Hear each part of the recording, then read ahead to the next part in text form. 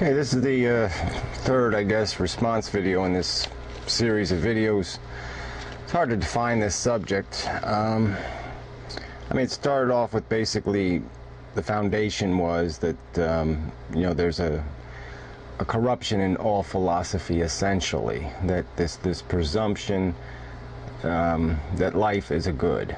It's just a given. That you should want to live, that living is a good thing, that this really is an accomplishment, this, you know, cheese-chasing maze game that we're all playing is really worth doing, that it makes perfectly good sense, even though the logic explaining that sense is non-existent.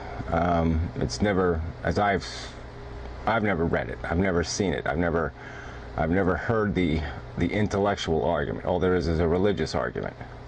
And the religion is either God or the religion is Mother Nature. You know, nature is God. Nature is brilliant.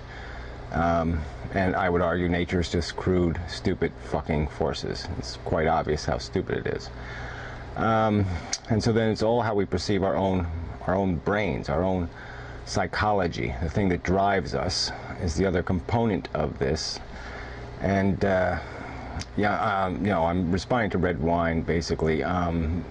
You know, but the argument goes for other people as well. I mean, I don't think we agree on much, actually, just because these are key points.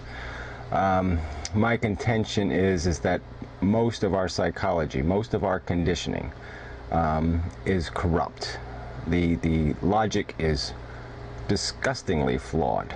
I mean, it is putrid. Our perception of beauty is a bigotry, plain and simple. It's just a prejudice. It's all subjective crap. Certainly magnificent, but it's just that. It's subjective crap. It has no integrity as an intellectual judgment. None whatsoever.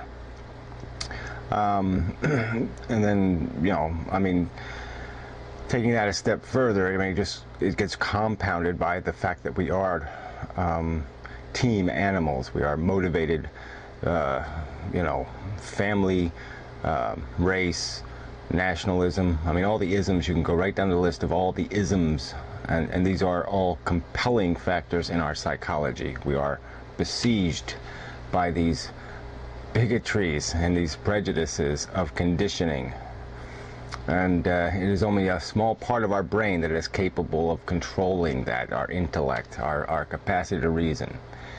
And it's a cliche point, but I think it was the most brilliant parts of the Star Trek, you know, the original Star Trek series.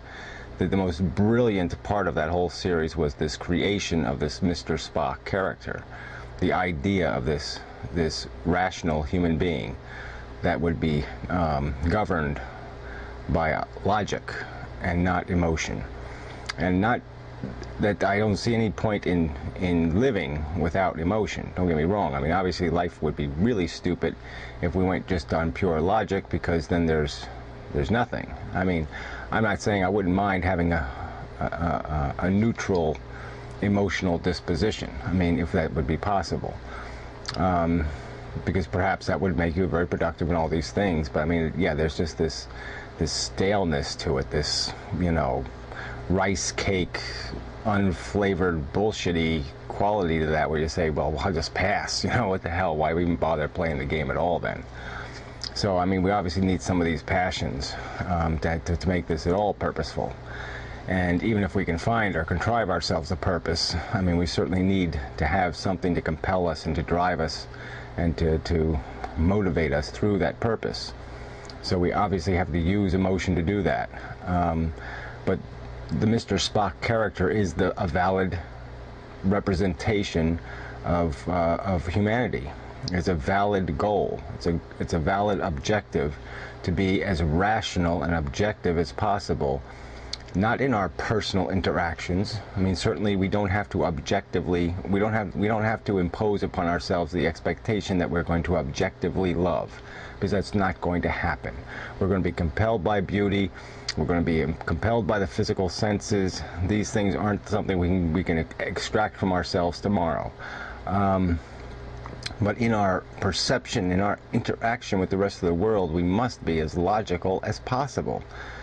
And, you know, you're saying I'm disparaging emotion. Yes, of course I'm disparaging it, because most emotion is just bigoted. It is just fucking bigoted. There's no other word for it. It is a prejudice.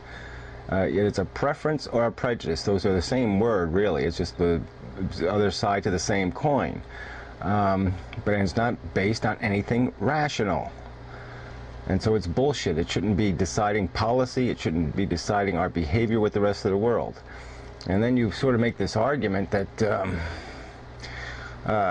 it is rational to be selfish. That if you let reason loose, reason is going to say, well, I'm not going to be empathetic. It's not about having empathy.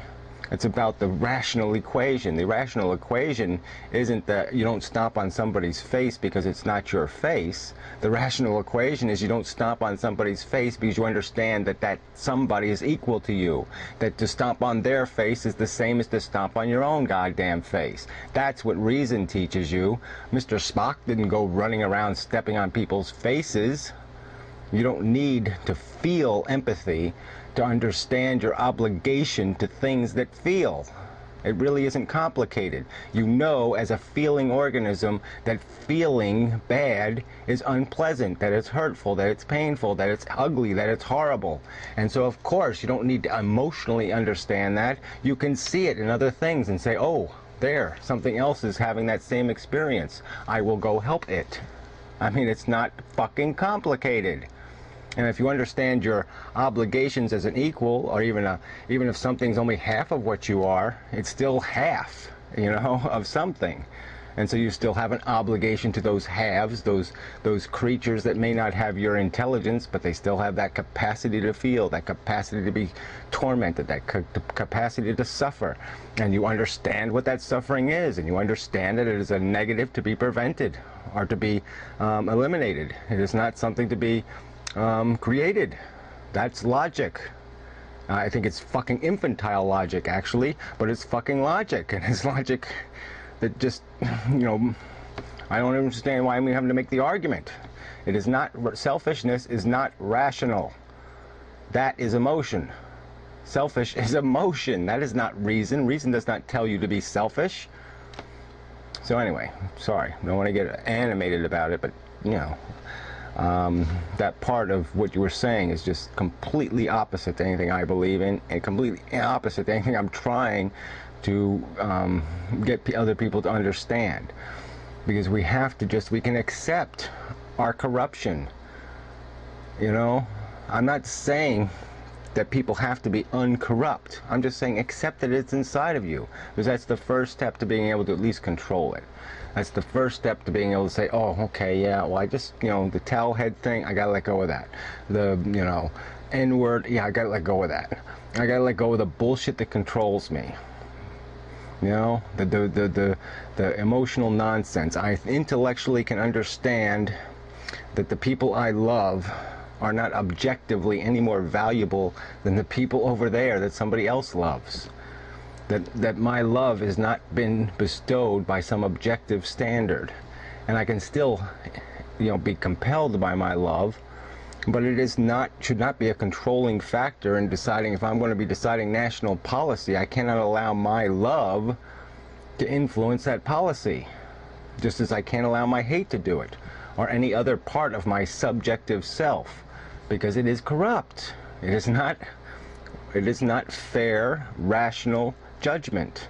It is irrational, subjective, naturally imposed conditioning that has no integrity.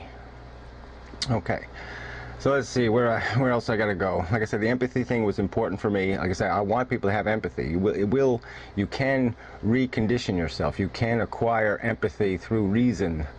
For creatures you may not have it for now. Your brain will relearn some of this stuff, but yeah, it takes time. So you can feel what you think, but it'll take time. You have to think it first, and that's the real trick, you know, is to think it first, and then eventually you'll feel what you think. And yeah, it's just the whole idea. We have this intelligence. It is not a scheming tool to be at the disposal of nature. you know, or our natural disposition.